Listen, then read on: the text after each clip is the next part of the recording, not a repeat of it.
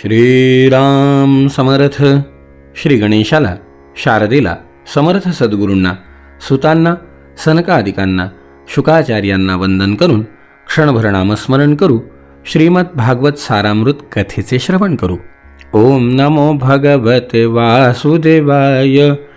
ओम नमो भगवते वासुदेवाय. ओम नमो भगवते वासुदेवाय. ओम नमो भगवते वासुदेवाय. ओम नमो भगवते वासुदेवाय. गोपाल कृष्ण भगवान की जय.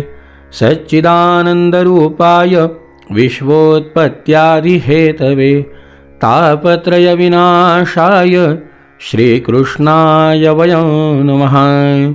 श्रोते हो नमस्कार.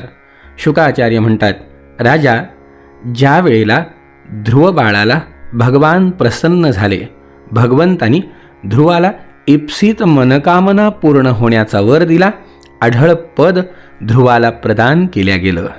मैत्रिय म्हणतायत, विदुरा ज्या वेळेला आढळ पद मिळालं तेव्हा भगवंताला साष्टांग नमस्कार ध्रुवानी घातला आणि ध्रुवानी तिथून आपल्या घरी प्रयाण केलं.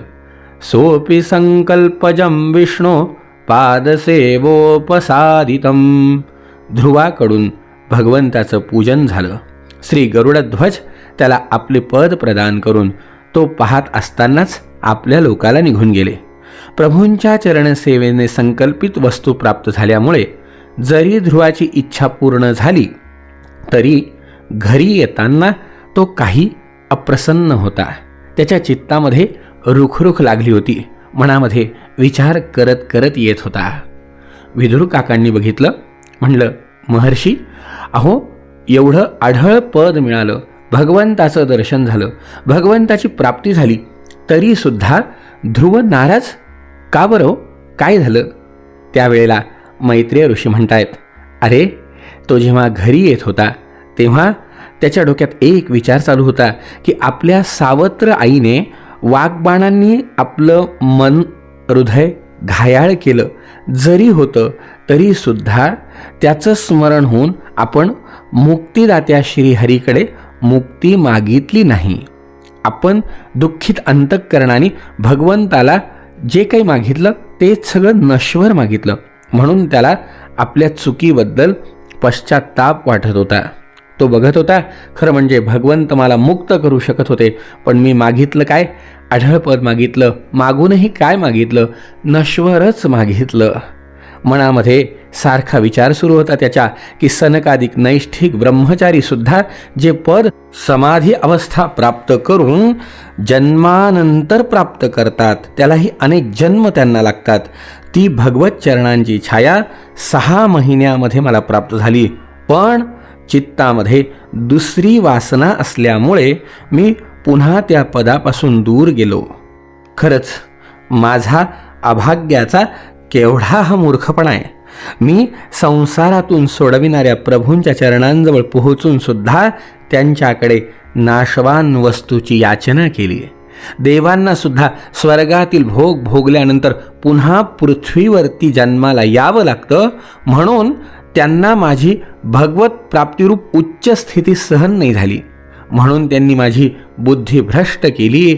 म्हणून तर मी हे जे मागायचं ते सोडून व्यर्थ उगीचच यथार्थ नारदांनी सांगितलेली गोष्ट मागायची सोडून देऊन काय मागितलं तर नश्वर पद मागितलं. जरी जगामध्ये आत्म्याशिवाय दुसरं कोणी नाही तरीसुद्धा जसं झोपलेला मनुष्य स्वप्नात आपणच झालेल्या वस्तूंना आपल्यापासून निराळा मानतो, त्याप्रमाणे मी मायेमध्ये मोहित झालो आणि भावाला शत्रू मानलं आणि व्यर्थ द्वेषरूपी मानसिक पीडेने जळून गेलो. ज्या भगवंतांना प्रसन्न करणं अत्यंत कठीण आहे, त्या विश्वात्मा श्रीहरींना तपश्चर्येने प्रसन्न करून घेऊन मी जे काही मागितलं ते सर्व आयुष्य संपलेल्या माणसाने रोगनिदान व्यर्थ जावं, त्याप्रमाणे हे सगळं व्यर्थ जाणार आहे. केवढा मी अभागी आहे. संसार बंधनाचा नाश करणाऱ्या प्रभूंकडे मी संसारच मागितला.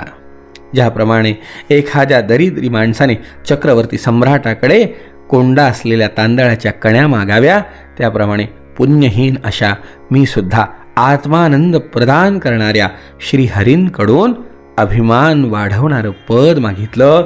खरंच मी किती अभागी आहे. मनामध्ये त्याच्या सारखा विचार सुरू होता. मैत्रेय ऋषी विदुर काकांना म्हणतायत, विदुरा, तू ज्याप्रमाणे भगवंताच्या चरणकमलांची सेवा मागितली, तुझ्याप्रमाणे जे लोक श्री मुकुंदाच्या चरणकमल रजांचे सेवन करतात आणि ज्यांचे मन आपोआप आलेल्या सर्व परिस्थितींमध्ये संतुष्ट राहते ना, ते भगवंताकडून त्यांच्या सेवेशिवाय आपल्यासाठी दुसरा कोणताही पदार्थ मागत नाही. असो, इकडे राजा आपल्या मुलाची वाट पाहत होता. जेव्हा त्याला कळालं की ध्रुव घरी येतोय, त्याचा विश्वासच बसला नाही. खरं म्हणजे मनामध्ये विचार करतोय, खरंच ध्रुव येतोय? खरंच माझं अभाग्याचं एवढं भाग्य कुठून असणार? परंतु त्याचा देवर्षी नारदांच्या सांगण्यावर विश्वास असल्यामुळे तो आनंदाने वेडा झाला. त्याने अत्यंत प्रसन्न होऊन ही बातमी आणणाऱ्या सगळ्या जेवढे कोणी त्याला बातमी घेऊन आले होते त्या सगळ्यांना त्यांनी अनेक प्रकारचे वस्त्र, धान्य, रत्नहार प्रदान केले. सदश्वं रथमारुह्य कार्तस्वर परिष्कृतं ब्राह्मणे कुलवृद्धैश्च पर्यस्तो मात्यबंधुभिः. ध्रुवाच्या स्वागतासाठी, ध्रुवाचं मुख बघण्यासाठी त्यांनी आपल्याबरोबर पुष्कळशे विद्वज्जन बरोबर घेतले, कुळातले वाडवडील बरोबर घेतले, मंत्री आणि बंधुजनांना बरोबर घेतलं. एका उत्तम घोड्यांच्या सुवर्ण जडित रथावर स्वार होऊन तो तातडीने नगराच्या बाहेर आला. त्याच्या पुढे वेदमंत्र घोष होत होते. शंख, दुदुंभी, बासरी, अनेक मंगलवाद्य वाजत होती. त्याच्या दोन्ही राण्या सुनीती आणि सुरुची सुवर्णमय अलंकारांनी नटून राजकुमार उत्तमाबरोबर पालखीत बसून चालल्या होत्या. ध्रुव उपवनाजवळ आला तेव्हा त्याला पाहताच राजा लगेच रथातून खाली उतरला. पुत्राला पाहण्यासाठी तो पुष्कळ दिवसांपासून उत्कंठित होत होता. त्यांनी लगेच पुढे होऊन प्रेमभराने निश्वास टाकीत ध्रुवाला आपल्या मिठीत घेतलं. आता प्रभूच्या स्पर्शाने ध्रुवाचं सर्व पाप नष्ट झालेलं होतं. राजाची एक मोठी इच्छा पूर्ण झाली होती. त्याने पुन्हा पुन्हा पुत्राच्या मस्तकाचं अवघ्राण केलं आणि प्रेमामुळे आलेल्या डोळ्यातल्या आसवांनी ध्रुवाच्या डोक्यावरती टप टप टप टप टप टप अभिषेक झाला. खरंच मंडळी, आजपर्यंत ध्रुवाला हे प्रेम मिळालेलं नव्हतं, पण आज हे त्याला मिळालं. का? कारण की भगवंताची कृपा झाली ना. अहो, भगवंताची कृपा ज्याच्यावर झाली ना, आमच्या जनाबाई म्हणतात, ज्याचा सखा हरी त्यावर विश्व कृपा करी, ज्याचा सखा हरी त्यावर विश्व कृपा करी, ज्याचा सखा हरी त्यावर विश्व कृपा करी. देव ज्याचा सखा झाला त्याच्यावर विश्वानी कृपा केली. समजा कोणीच नाही, त्याला कोणीही आपलं शत्रू मानत नाही. त्याच्यासाठी देवाची कृपा आणि देवाचा सहवास, देवाच्या नावाचा सहवास लाभलाच पाहिजे. ध्रुवाला मनस्वी आनंद झाला. वडिलांनी आपल्याला जवळ घेतलं. त्यांनी वडिलांना नमस्कार केला, आईला नमस्कार केला, आपल्या सावत्र आईला सुद्धा नमस्कार केला. सुरुचिस्तं समुत्थाप्य पादावनतमर्भकं परिष्वज्जाह जीवेति बाष्पगद्गदया गिरा. सुरुचीने बघितलं, त्याला उठवलं आणि चरणांना वंदन करणाऱ्या त्या बालकाला उठवून छातीशी धरलं आणि सद्गदित अंतःकरणाने, सद्गदित वाणीने चिरंजीव हो असा आशीर्वाद दिला. यस्य प्रसन्नो भगवान गुणैर्मैत्र्यादिभिर्हरिः तस्मै नमन्ति भूतानि निम्नमाप इव स्वयं. एक लक्षात ठेवायचं, पाणी स्वतःच उताराकडे धावतं ना, त्याप्रमाणे मैत्री आदी गुणांमुळे ज्याच्यावर भगवान प्रसन्न झाले त्याच्याकडे सर्व जीव आकर्षण होतात. सगळे जीव त्याला आकर्षित होऊन आपलंसं करण्याचा प्रयत्न करतात. सगळ्यांना असं वाटतं तो आपला आहे, तो आपला आहे. हे सगळं उत्तम प्रकारे ध्रुवाला लाभलं, कारण भगवंताची कृपा त्याच्यावरती झाली. ध्रुवाची आई सुनीती आपल्या प्राणाहूनही प्रिय मुलाला मिठी मारून सगळे दुःख विसरली. त्याच्या अंगाच्या स्पर्शानेच तिला मोठा आनंद झाला. हे वीरवरा, सुनीतीच्या नेत्रातून वाहणाऱ्या मंगल आनंद अश्रूंनी त्या वीर मातेचे स्तन भिजून गेले आणि त्यातून वारंवार दुधाच्या धारा वाहू लागल्या. तिला पुन्हा पुन्हा आपल्या बाळाने किती मोठी कामगिरी केली या विचारांनी सद्गतीत व्हायला लागलं. त्यावेळी नगरवासी लोक तिची प्रशंसा करून म्हणू लागले, महाराणी, आपला पुत्र पुष्कळ दिवस हरवला होता. मोठ्या भाग्याने तो आता परत आला आहे. हा आपल्या सगळ्यांचं दुःख दूर करील. काळजी करू नका. दीर्घ काळापर्यंत हा भूमंडळाचं राज्य करील. सगळेजण आशीर्वाद देत आहे. सगळेजण याच्याबद्दल एक उत्तम प्रकारे प्रशंसा करताय. अशा प्रकारे सर्व लोक ध्रुवाबद्दल आपलं प्रेम प्रगट करत होते. भाऊ उत्तमासह ध्रुवाला हत्तीणीवर बसवून राजाने मोठ्या हर्षाने राजधानीत मिरवणूक काढली. त्यावेळी सर्व लोक याची स्तुती करत होते.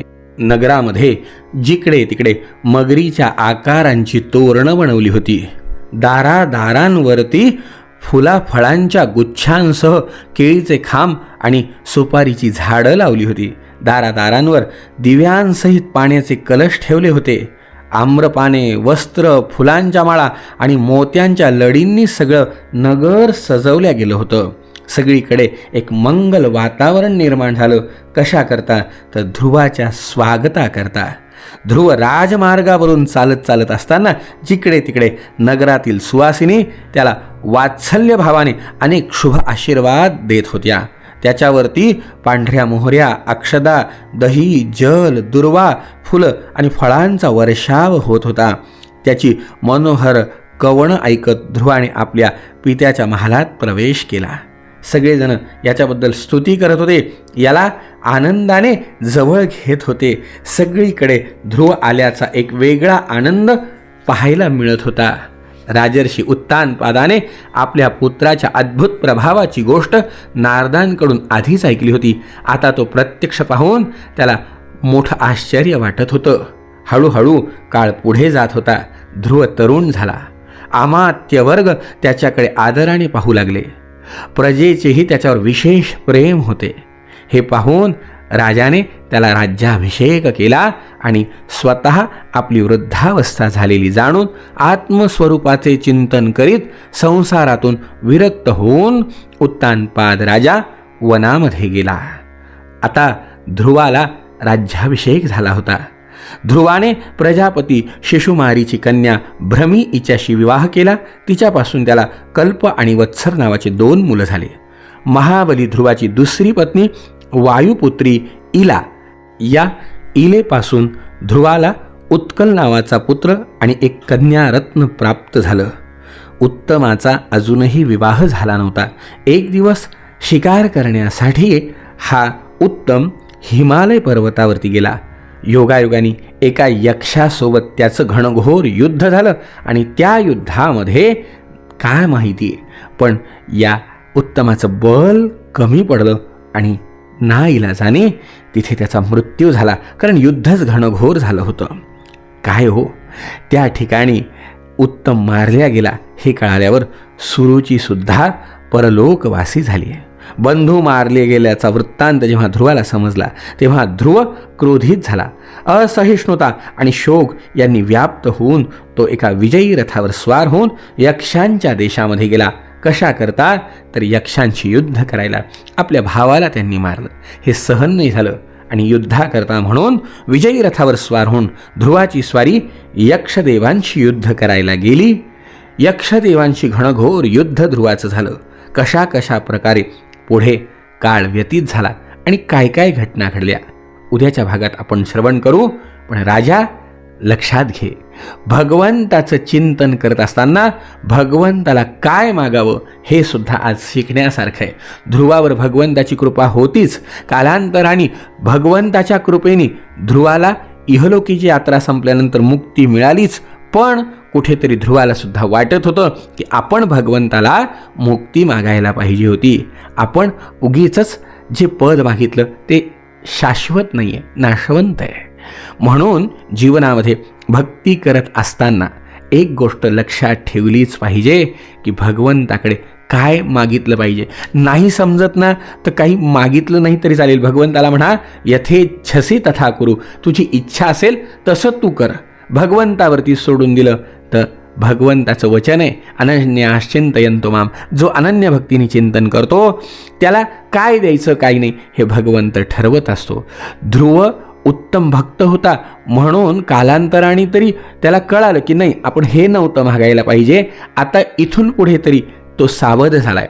पण आपल्या जीवनामध्ये आपल्याला जर अशी सावधानता कळाली नाही, ठीक आहे, प्रपंच उत्तम व्हावा यासाठी काही काळ आपण भगवंताकडे काही गोष्टींची मागणी करणं ठीक आहे. पण एक काळ गेल्यानंतर, एक वय प्राप्त झाल्यानंतर आणि एका मर्यादेनंतर आपण या असार संसारातून भगवंताला काय मागावं हे आपल्याला कळलं पाहिजे. आणि राजा, हे कळण्यासाठीच ही भगवंताच्या गुणगानाची यशोगाथा तुला मी सांगतोय. आणि कशा कशा प्रकारे या भगवंतानी अनेक लीला केल्या त्या तुला एकेका भागामध्ये सांगण्याचा प्रयत्न करतोय. जय जय रघुवीर समर्थ.